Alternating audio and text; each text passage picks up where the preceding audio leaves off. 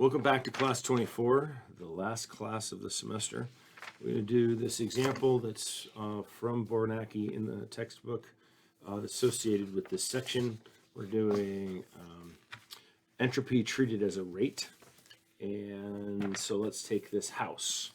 Consider a modern air conditioning using R410A working in a heat pump mode, as shown in this figure. It has a coefficient of performance of 4 with a 10 kilowatt power input. And so we're using this in heat pump mode, yes, okay. The cold side is buried underground, right, which is so this is like a geothermal type of system where we're going down in the, maybe this could be like cold water, but buried deep, like well water, kind of. And then the hot side is going to be in the house right here, right? So we're going to have 21 degrees Celsius, keep the house nice, warm. And here is going to be where we're getting the source of that heat. And the outside temperature, where'd you go? Is, I'm trying to find, I guess the outside temperature is negative 10 degrees Celsius, all right? And they say, so the hot side, for simplicity, assume that the cycle has a high temperature of 50 degrees right here. That's at the outlet of the heat pump, right? Okay, so the room might be 21 degrees Celsius that it's going into, but it needs to go from a high temperature to a low temperature. So here, the heat pump output right there is 50 degrees Celsius. And the low temperature on this heat pump is going to be negative 10 degrees Celsius because we are taking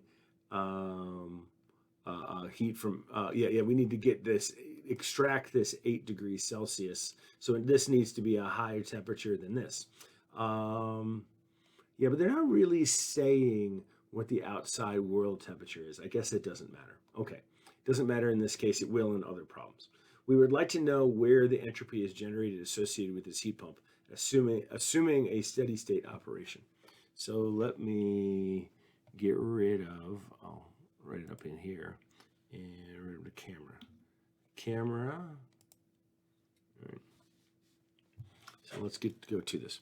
All right, so first off, a coefficient of performance for a heat pump looks like this, QH dot over work in, right? So this is the thing what we're trying to do is to move this, what we want over what we paid for. And so we could rewrite this thing out and so we could find this because we're given that we're putting 10 kilowatts in. So it'd be nice to know how much heat.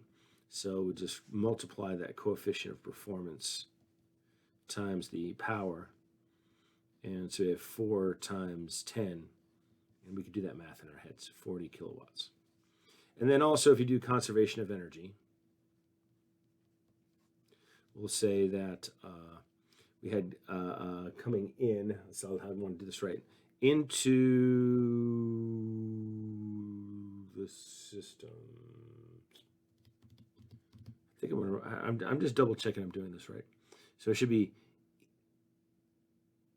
Q in should be L, Q out should be here, and then work in should be there. Let's see if that works out. Because we want to try to find the QL. So,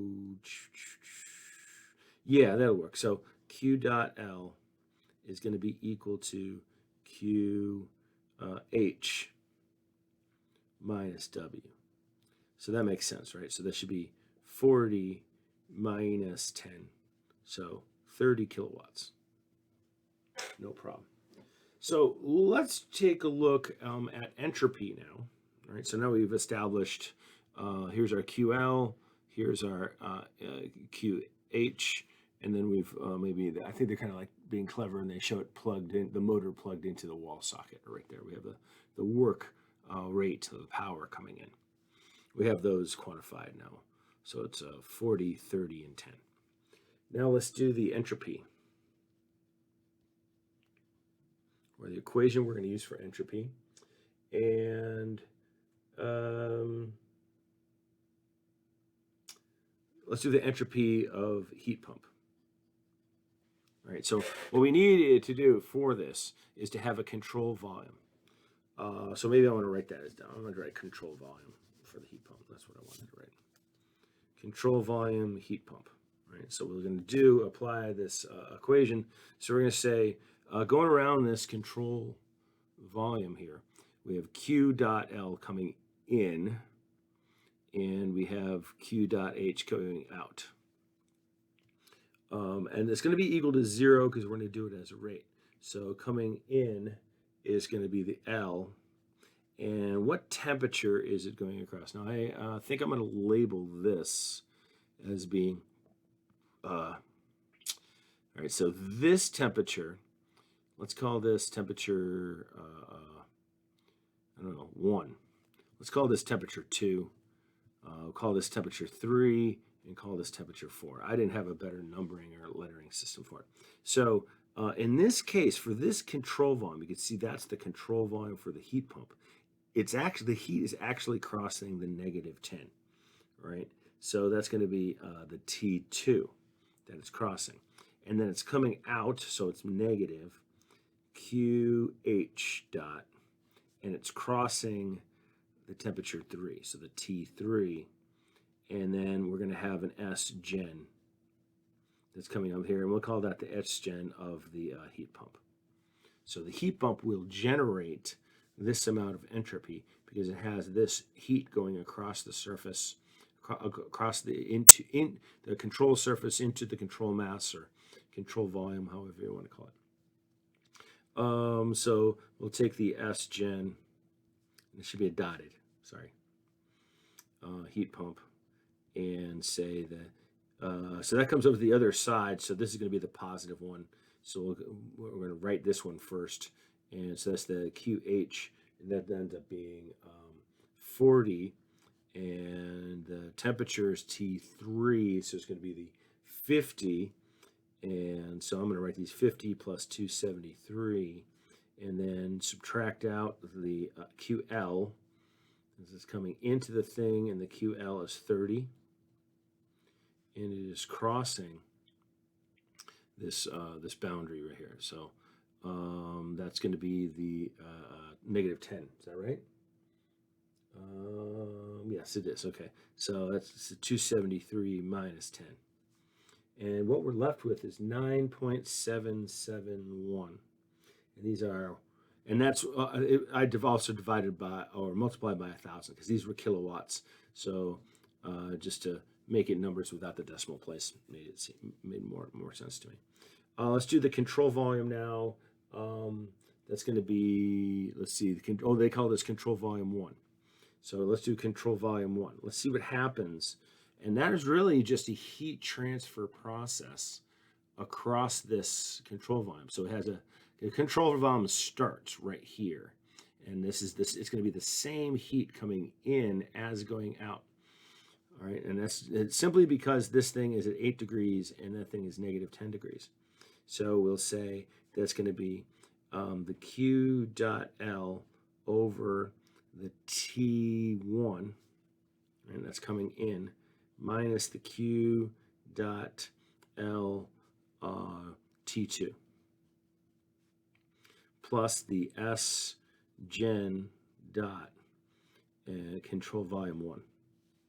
So we can rewrite this S gen dot control volume. It's not supposed to be a G, it's supposed to be there. 1. It's going to be equal to, so it's going to be this guy, right? So it's that the low one is 40. Is that true? Low. No, it's 30. Okay, sorry, right there, 30.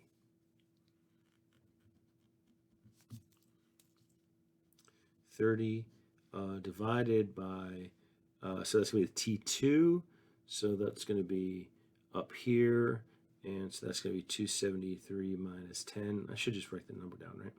Minus the 30, and that's going to be divided by this one, that's because this moved over onto the other side. And so that's going to be the 273 plus 8.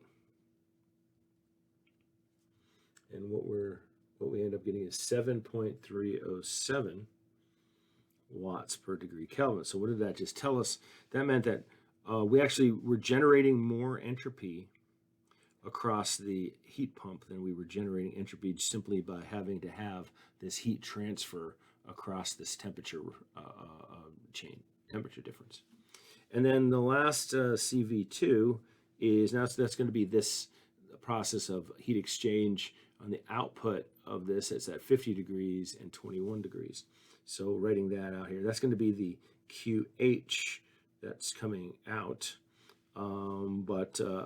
That's this one that's out, and that's going to be divided by T4 and minus this same right here, because it's the same heat that's coming out of here and out of there across these control volume right there. And you're going to have T should be 3. And then plus S gen, and I guess you said control volume 2. Rate. So that rate, gen, control volume 2, is going to be 40 divided by T3, right? Because these flop places, because I've moved that guy over to the other side. Or you can think of it that way. And that temperature at 3, no, it should be a 4. Is that sure? Wait, let me think about that for a second. This should be T of the house, right? So just want to make sure I get this right. Okay, now that would be,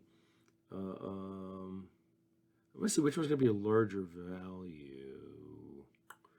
Why did I write it this way? We're going to flip it over.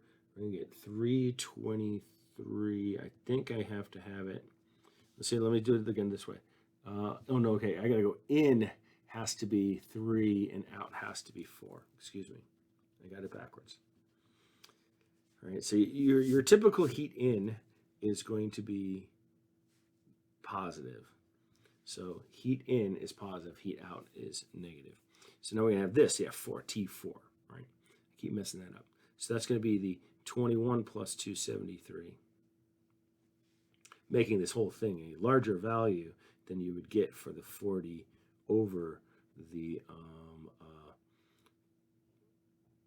50 plus 273. Yeah.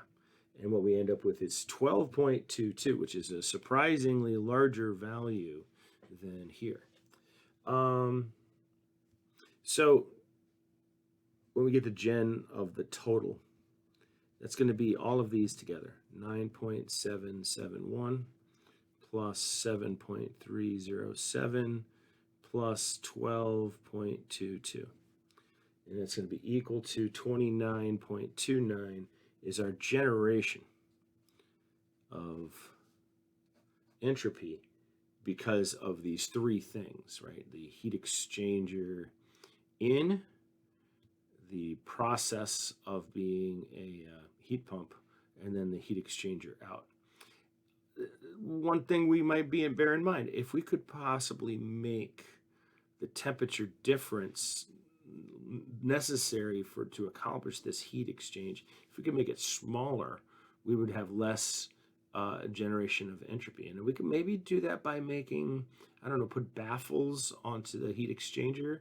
Those are like, making like kind of like these little fins that increase the surface area. And you've probably seen that, like in a radiator, a car radiator, or even other types of heat exchangers, maybe, like even in our classroom, if you take a closer look at like one of the uncovered little pieces, you could see that there are fins on that heat exchanger. I think this might be a heated water heating system that we have. So be on the lookout for where you can improve your entropy generation in a system or a cycle or in anything. So I think that's kind of the usefulness of this topic, of this entropy as a rate. So we'll go on with more examples out of problems in the book. Talk to you soon.